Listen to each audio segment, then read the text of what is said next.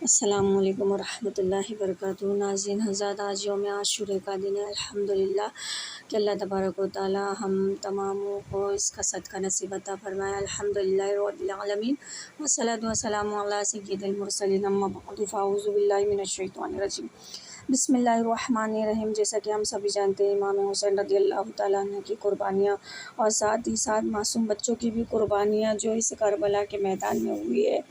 الحمدللہ، جب کہ آپ کا ذکر 3 دن کا کیا جاتا ہے، لیکن یہاں اصل بات کیا ہے، 3 مہینوں کی ہے۔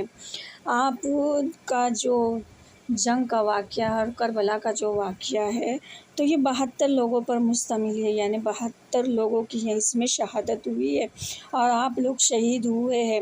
اور یہ کب ہوئی؟ 3 ذی الحجہ 60 سنی ہجری کو بیت الانعام کو چھوڑ کر یہاں سے صحرائے زن کی طرف کیا ہے، آپ لوگ روانہ ہو گئے۔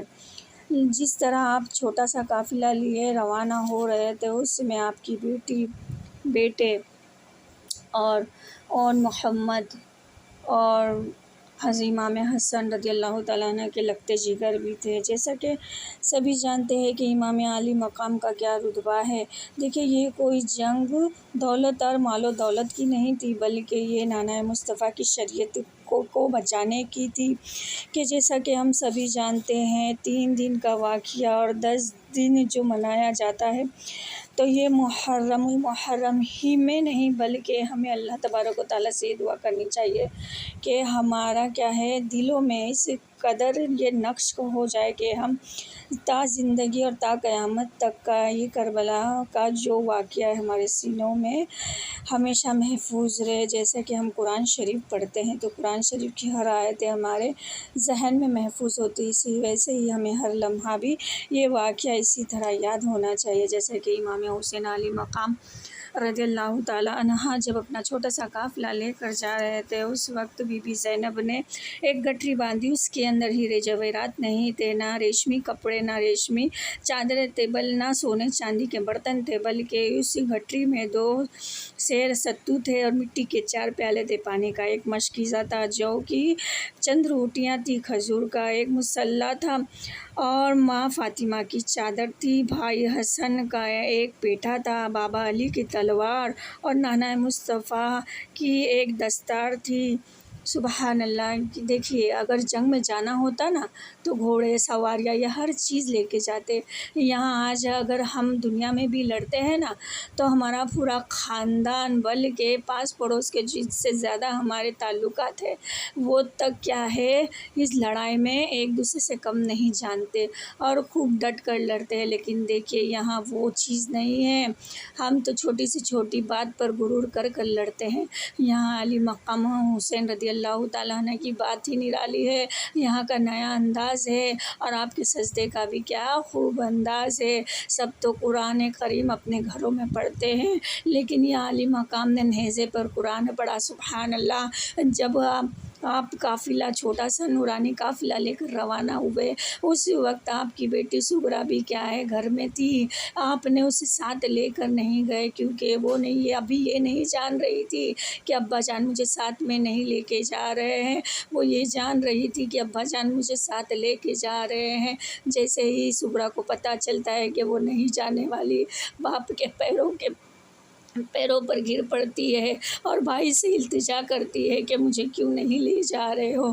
جیسے کہ علی مقام حسین رضی اللہ تعالیٰ عنہ نے اپنی بہن کو ساتھ میں لیا، بھائیوں نے بھی یہی کہا، لیکن امام علی مقام کے آنکھوں سے آنسو جاری ہوا اور اپنے بیٹوں سے کہا کہ بیٹا، یہ بچی ہے اور خونی منظر دیکھ نہیں سکتی کربلا کا، دیکھیے یہ باپ ہی جانتا ہے، آج اگر ہمارا بچہ بیمار ہوتا ہے تو ہم تڑپ جاتے ہیں اور خوب اللہ تبارک و تعالیٰ سے دعا کرتے ہیں اور اچھے سے اچھے ڈاکٹر کے پاس جاتے ہیں۔ یہاں سغرا بیمار ہے، دیکھنے والا کوئی نہیں ہے اور اس وقت نہ ڈاکٹر تھا نہ اور کوئی، یہ صرف مدینہ کی گلیاں تھی اور اللہ تبارک و تعالیٰ کی راہ میں قربان ہونے جا رہے تھے۔ یہ دیکھیے، نورانی قافلہ جس وقت نکلا، امام علی مقام نے اپنے لگتے جگر کو وہیں چھوڑا اور آگے یہ قافلہ جیسے ہی بڑھا اللہ تبارک و تعالیٰ سے دعا کرتے ہوئے اور نانا مصطفیٰ کے مزار شریف پر حاضری دیتے ہوئے کہا، اے نانا مصطفیٰ، میں نے جو وعدہ کیا تھا وہ پورا کرنے جا رہا ہوں اور آپ کی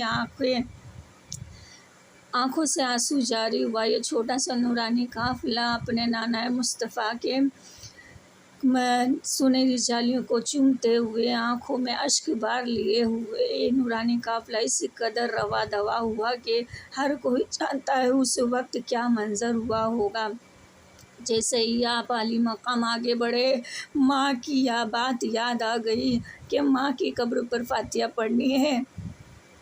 عالی مقام رضی اللہ تعالیٰ عنہ نے اپنے ماں جائی یعنی خاتون جنت رضی اللہ تعالیٰ عنہ کی قبر مبارک پر حاضر ہوئے اور کہا، اے اماں جانی، مجھے جانے کی اجازت دے دو کہ نانا مصطفیٰ کی شریعت پر آج نہ آنے پائے اپنے لالوں کو بھی قربان کر دوں گا۔ ہے میری ماں جانی کہ مجھے جانے کی اجازت دے دو کہ امام علی مقام اسی قدر پھوٹ پھوٹ کر دعا کر رہے تھے۔ بس یہ ایک قدرتی ایسی چیز ہوئی کہ یہ ایک ماں ہی جانتی ہے، اگر التجا کی جائے تو بے شک ماں جانتی کہ کیسے تڑپ اٹھتی ہے۔ یہاں بی بی فاطمہ کی قبر تربت ہوئی اور ایک آواز آئی، اے میرے لخت جگر، تم جاؤ، اللہ حافظ، اور میرے دودھ کا قرض ادا کر دینا اور میرے بابا جانی کی شریعت پر آنچ نہ آنے دینا۔ اسی قدر امام علی مقام بخوبی جانتے ہیں کہ اس وقت عرش والے رو رہے ہوں گے، فرش والے رو رہے ہوں گے، حوریں روتی تھی، ملائکہ روتی تھی۔ اللہ تبارک و تعالیٰ بس ہمیں بھی ان کا صدقہ نصیب عطا فرمائے کہ یہ نورانی قافلہ بس کوفہ کی طرف روانہ ہوا۔ انشاءاللہ عز و جل اس کی آگے کی ریکارڈنگ ہم پھر اپلوڈ کریں گے۔ اللہ تبارک و تعالیٰ سے دعا ہے یوم عاشورے کے دن اللہ تبارک و تعالیٰ تماموں کی حاجتوں کو پوری فرمائے۔ آمین آمین بجاہ الامین آمین۔ السلام علیکم ورحمۃ اللہ وبرکاتہ۔